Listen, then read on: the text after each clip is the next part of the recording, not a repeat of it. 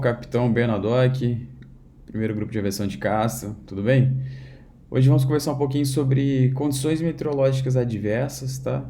Vou tentar ser breve aqui no assunto. A finalidade é a gente passar pelos diversos fatores elementares meteorológicos que podemos encontrar em nosso voo em rota ou até mesmo voo local, quando em condições meteorológicas adversas, ok? Então, o objetivo da aula é tocar nesse assunto sobre condições meteorológicas adversas em função do retorno previsto da aeronave F-5 Mike a operar em condições meteorológicas adversas com a atualização do sistema DAS, ok? Então, quando a gente fala de condições meteorológicas adversas, não tem como não tocar no assunto sobre clima, tá? Porque clima, ele é importante saber para onde nós estamos indo, né? E o que podemos encontrar, tá? Então, por exemplo, quando vamos operar na Amazônia, sabemos das características das tempestades passageiras. Entretanto, na região sul do país, é uma condição mais estacionária, isso é muito importante. Então, fazendo um translado aí Santa Cruz, Canoas, temos que saber o que eu estou encontrando no momento da decolagem e o que eu posso encontrar em voo. Então, essas características elementares meteorológicas, que é o que considera-se como um clima, ele é afetado por latitude, altitude, quantidade de água resistente ao redor, e elas são sazonais, tá? Inverno, verão, por aí vai. Então, é muito importante termos em mente que clima é o que a gente espera, é o que a gente pode planejar com uma previsão meteorológica, e a condição climática é realmente o que vamos encontrar no nosso voo, ok? E aí, dando prosseguimento nos fatores elementares meteorológicos, vamos começar aí pelo talvez o mais terrível deles, que é o thunderstorm, né, ou tempestades. Eu não vou entrar em detalhe do como é formado, porque não é a finalidade da aula, é realmente só para a gente ter noção dos fatores elementares que encontramos em uma condição meteorológica diversa. Mas saiba que a tempestade ela precisa de alguns gatilhos, como ar quente, úmido, tá? Esse ar quente vai subir, esfriar, vai ter essa precipitação forte, principalmente na base dos cumulonimbus, tá? E na parte superior, formação aí de gelo. E em todo o seu conteúdo, presença aí de fortes turbulências e raios, tá? O interessante saber são os tipos existentes de cumulonimbus. Então, convectivo, conhecida bigona, né? É interessante sabermos que então na base da bigorna, que ela é mais achatada, que ela pode chegar aí facilmente aí FL 350, próximo do 400, é onde há previsão, né, de maior quantidade de gelos. Então isso é legal a gente saber. E ela é facilmente desviada, né, porque normalmente são células únicas. Diferente dos tipos de elevação orográficas formados aí pela elevação no terreno ou pela presença da chegada de frentes frias, tá? Que aí são chamadas de elevação orográfica ou subida em massa. E elas costumam formar linhas de CB. Então, transpor uma linha de CB é, é muito mais difícil, às vezes impraticável, tá? Então, é bom a gente ter esse tipo de noção. Às vezes, uma situação de CB isolada, dá para a gente ir para a área, fazer nossa missão e retornar, monitorar o tempo. Talvez uma condição de linha não seja ideal para o nosso voo. Então, tenhamos em mente que um cumulonimbus, ele é sim um limitador do nosso espaço aéreo, ok? Bom, algum exemplo aí de uma ocorrência durante o voo de BVR, então o piloto estava head down, né, preocupado com a missão de BVR, fez alguma manobra lá que ele não reparou a presença do cumulonimbus, acabou por entrar nela e tivemos danos em praticamente toda a aeronave. Então a gente percebe aí um dano na entrada de ar do motor, consequentemente o motor ingeriu gelo, é bem provável que houve danos aí nos primeiros estágios do motor, ok? Bom, essa imagem aqui da TechDA, ela diz muito a respeito de thunderstorms, tá? Então, eu digo aos senhores aí, dê um pause no vídeo, faça uma leitura rápida, não vou entrar em detalhes, e tem muito conhecimento aí nessa imagem. Mas, de qualquer forma, eu tirei alguns destaques, né, dessa imagem para a gente realçar. Então, para começar, evitar as tempestades, tá?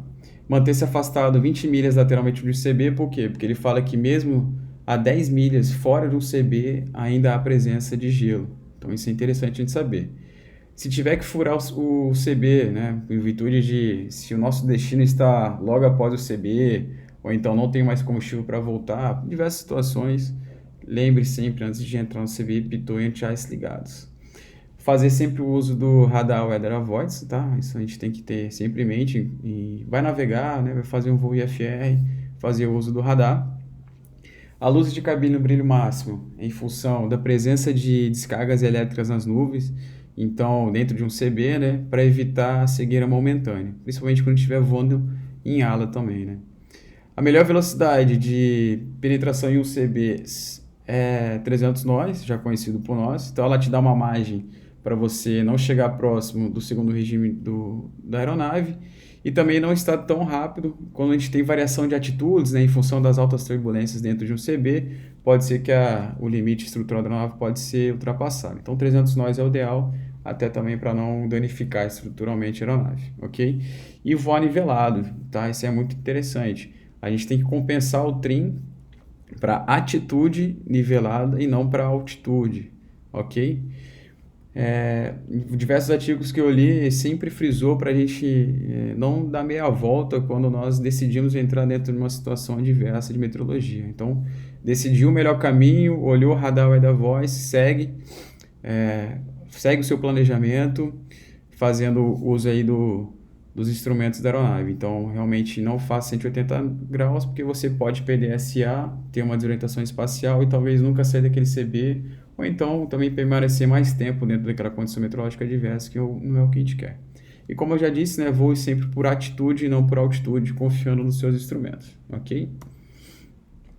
E aí também na seção 7, né, da TO, na parte lá de condições adversas, ela deixa clara que voar em condições de turbulência e formação de gelo pode resultar no flame out e, quiçá, um flame out duplo dos motores, ok? Bom, como eu disse, existe a presença de perturbação elétrica dentro dos CBs, tá? Os danos estruturais, eles são raros, quando tem, são perfurações. Como eu já comentei também a questão da cegueira momentânea, por isso é interessante ligarmos em bright lá as luzes de cabine. E talvez o maior dano causado pelos raios é a interferência no sistema aviônico da aeronave, principalmente comunicação e navegação, tá? Isso é legal a gente saber para que a gente possa estar sempre comparando nossos sistemas com os sistemas backups. E todo mundo já deve ter ouvido falar no fogo de São Telmo, né? No 29 era mais característico ali que aparecia na hélice, mas no F5 é bem claro nesse artigo da TechDye, que é a equalização de descargas elétricas entre o reabastecedor e o recebedor, tá?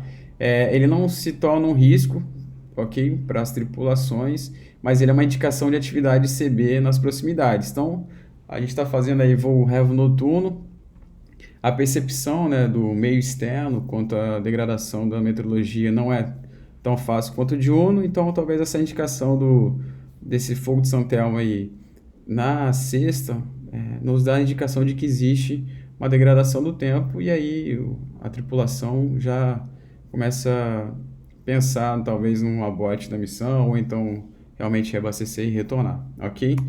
Aí de acordo com a imagem anterior, consulta todos aí, dá um pause, fazer uma breve leitura, tá? De qualquer forma eu vou disponibilizar esses arquivos também em mídia. Beleza. Parte de tempestade foi isso, e o wind shear, né? Então, nós não temos muito costume de trabalhar esse assunto, né?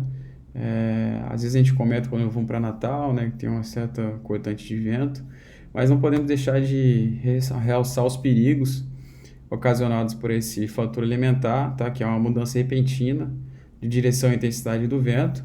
Nas próprias imagens ele mostra, né, esse vórtice criado, que ele faz essa alteração da velocidade, intensidade e direção, levando aí até um risco aí de colisão com o solo. Então, o que eu queria destacar aqui, que nos avisos meteorológicos tem sim, né, um campo para wind shear, e como podemos observar aqui, nesses 4 avisos meteorológicos, todos são aeródromos brasileiros, né? Galeão, Guarulhos, o grupo de caça faz uso constante desses aeródromos. Então é bom a gente ter ciência de que o wind shear também é reportado nos avisos meteorológicos, ok? E, fatalmente, né, a presença de wind shear vai ser mais gritante nas condições de decolagem e pouso, ok? Que, como qualquer atividade da aviação, tem os maiores riscos de acidentes, né? Então, as nossas defesas contra o wind shear, a presença de wind shear, a nossa aeronave não tem um sistema de detecção, então vai realmente da experiência do piloto, ou até mesmo a informação da torre, mas o que tenhamos em mente não podemos alterar a configuração da aeronave e aumentar sempre a nossa razão de subida, né? Seja numa remetida ou após uma decolagem que venhamos a sofrer interferência de wind shear. Então, nivele as asas para aumentar a nossa razão de subida, tá? Os riscos para o pouso, né? Então, um pouso placado ou antes da pista e uma excursão de pista também em função da alteração tanto da intensidade quanto da velocidade de vento. E o CFIT, né? Seja antes ou você decolando de uma pista que tenha elevação orográfica na frente, a razão de subida ela acaba sendo degradada pela força de shear e pode ter uma colisão após a decolagem, ok? Quanto a gelo, já tocamos alguma coisa aí na presença de CBs, né? Quis começar com essa informação básica, tanto da TO quanto da TechDye, que a aeronave F5, ela não é uma aeronave full weather, né? Então tenhamos isso em mente. Então que ela pede para não ser voada em condições moderadas e severas de gelo. E é interessante sabermos que existem dois tipos de proteção ao gelo, que é a de degelo e anti-ice. Então, a aeronave F5 Mike só tem anti-ice, né? Ou seja, temos que nos planejar, identificar antes e começar a usar o sistema antes que haja a presença do gelo, né? E é interessante sabermos que esse degelo completo, principalmente do pitot, pode levar de 3 a 10 minutos. Então, nos coloquemos numa situação descontrolada em função de gelo, e que podemos levar até 10 minutos para um degelo completo. Logicamente, passaremos aí algumas complicações de voo, tá? Então, a presença de gelo, ela causa alteração aerodinâmica, né? E de potência na aeronave. E tem um exemplo aqui da TechDye, né? Que um piloto percebeu que a indicação de velocidade estava marcando 550 nós, em comparação à aeronave próxima, era 300 nós, né? Quase o dobro aí. E o altímetro também variou. Então, estava indicando a FL 285 quando a atual era a FL 200. Tudo em função do congelamento do tubo de pitot, das tomadas estáticas, que forneceu velocidade, né, razão de climb, altitude diferente para a aeronave, ok? Tem outros exemplos, para não me delongar muito, mas na TechDye fala que a aeronave estava saindo de uma condição de CB, estava em um voo baixo, a velocidade aumentava, o piloto foi tirando o motor em função da velocidade que estava sendo recebida. Na verdade, a velocidade estava realmente diminuindo e a aeronave estolou e o piloto teve que ejetar, ok? Então, quando eu digo questão de alteração aerodinâmica, né? Então aumenta o gelo, consequentemente vai aumentar o arrasto da aeronave, o piloto tem a tendência de aumentar o ângulo de ataque para aumentar a sustentação, e se você não tiver potência suficiente, ou então você está fazendo a velocidade ela indicada está alta, na verdade ela está baixa, você vai tirando o motor, então você junta o ângulo de ataque alto, o aumento do arrasto, motor sendo reduzido, a gente atinge o segundo regime, podendo chegar até o stall da aeronave, tá? Então acaba sendo uma ação que a gente vai desafiar a morte, né? Como está essa imagem aí, em função de não nos termos planejado antes de entrarmos numa condição meteorológica adversa com presença de gelo. E aí só uns relembres aí sobre o uso, né, do anti-ice do pitot.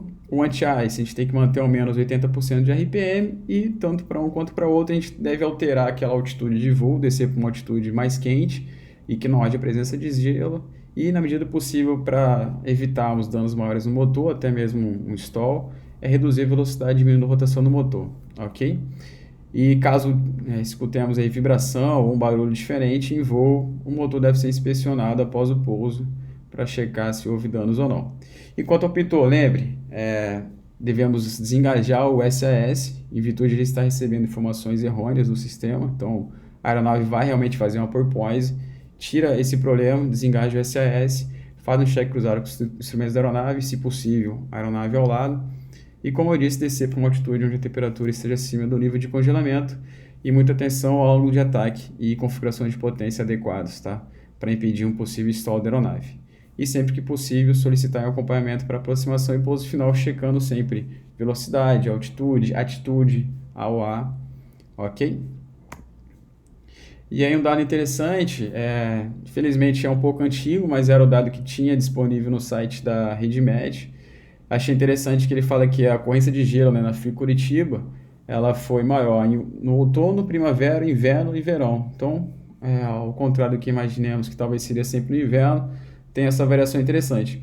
Até que daí ela fala que a presença de gelo é maior no começo e no final do inverno. Então, se a gente levar para essa situação reportada, dá para entender, né, que o outono e a primavera existe sim a presença de gelo. Logicamente, cada país, né, cada região tem as suas peculiaridades. Mas nessa situação aí investigada, né, ela também falou que o maior nível de ocorrência de gelo é no FL 310, ok?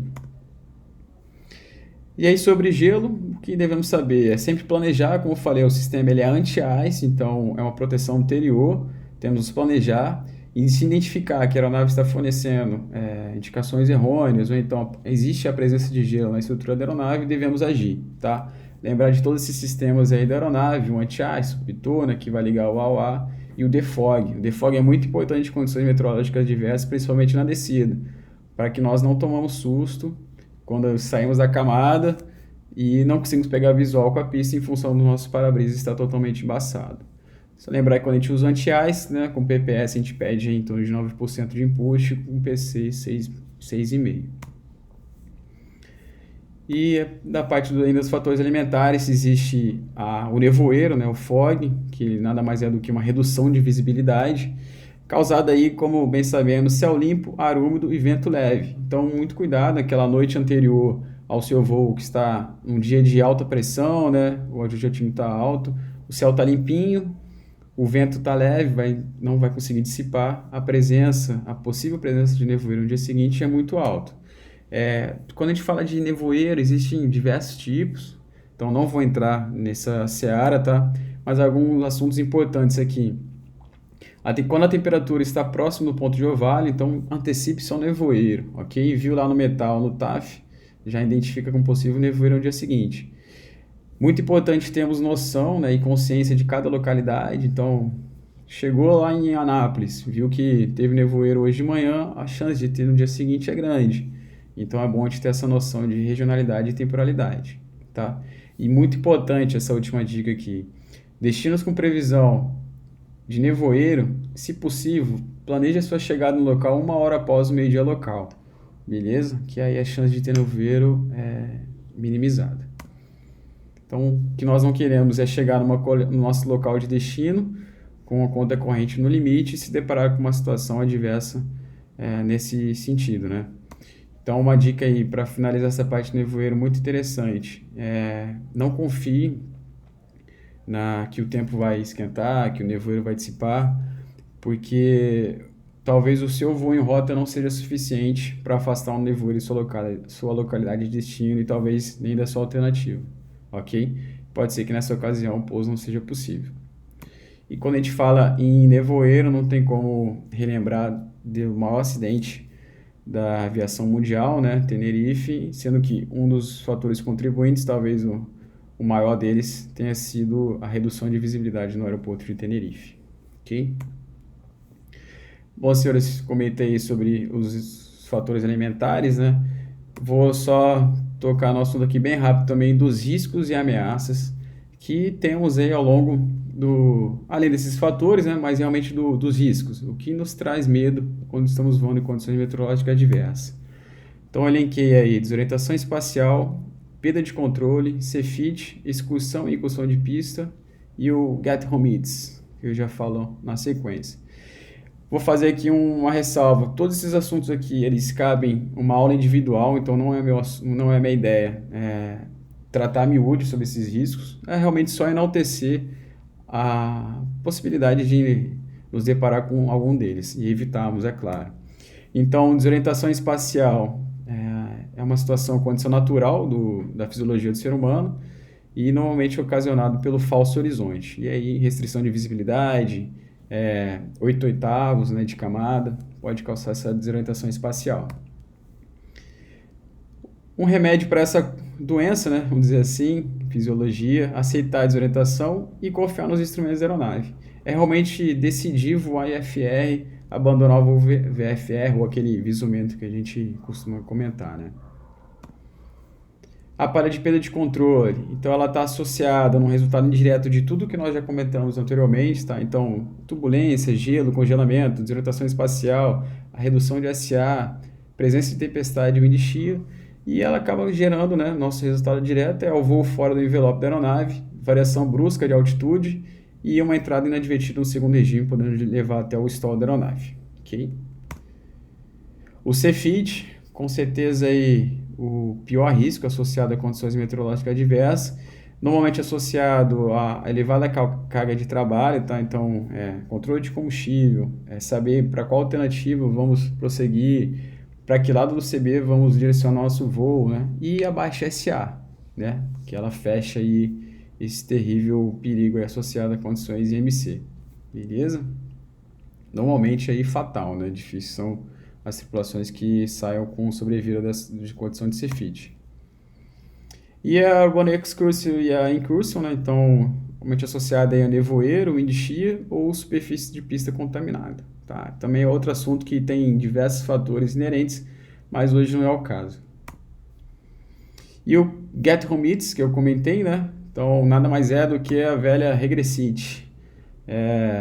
Então, aquela pressão interna e externa que o piloto sofre para realmente ter que chegar na localidade e a gente acaba assumindo uma responsabilidade que às vezes não é nossa, tá? Então, isso é muito interessante a gente conversar sobre esse tema aí de regressite. Achei interessante esse tema gringo aí, Get Home Hits, uma curiosidade. E aí, quais são as defesas, né, para esses riscos aí que nós comentamos, né? Então, planejamento, comunicação e realmente voar IFR. Então, o planejamento é aquela previsão a miúde, tá? Realmente nos planejar para aquela condição meteorológica esperada e decidir se realmente o nosso voo deve ou não prosseguir. Lembrar que a gente sempre planeja no ar-condicionado, né? E não queremos errar no planejamento, porque estaremos planejando falhar em voo, ok? A parte de comunicação com os órgãos de controle era vital, até para que a gente possa sair de uma condição meteorológica adversa, ou então fornecer informações para as outras tripulações que vêm atrás da gente, né? Lembrar que os órgãos ATS eles têm radar, têm informações de melhor área para a gente livrar, e no sistema de condição meteorológica adversa existe congestionamento de fonia, restrição de espaço aéreo, diminuição de altitudes livres, né? Então realmente vai fazer algum desvio, quer trocar de altitude, se planeje, antecedência de em torno de 40 milhas, para que até o órgão de controle possa te autorizar ou te vetorar no seu desejo, né? Que é sair do nível de congelamento, sair do nível de turbulência, mas não deixe de fazer uso dessa ferramenta importante de voo, que são os órgãos de controle, tá? E realmente voar IFR, como a gente já comentou ali em questão de desorientação espacial, né? É colocar em prática aquilo que a gente sabe fazer, aquilo que a gente se planejou, para que a gente não fique no vai, não vai, vou furar a camada, não vou descer de nível, não vou retornar ou não vou, realmente colocar em prática aquilo que a gente se preparou no chão, tá ok? Bom, senhores, passamos por todos esses assuntos. Para fechar aqui a última imagem, eu prometo, então mais uma imagem da TechDye, tá? Essa aí de 1977. Como de costume nas outras duas, fica aí a ideia para a gente dar um pause e fazer uma leitura dinâmica. Tem muito conteúdo aqui também. Ela passa sobre essa montanha-russa, né, de todas essas possibilidades dos riscos que podemos encontrar no voo em condição meteorológica adversa, ok? Então, espero que a aula tenha surtido algum efeito de prevenção a todos os senhores e estou à disposição para qualquer esclarecimento. Bom voo a todos, senta a pua!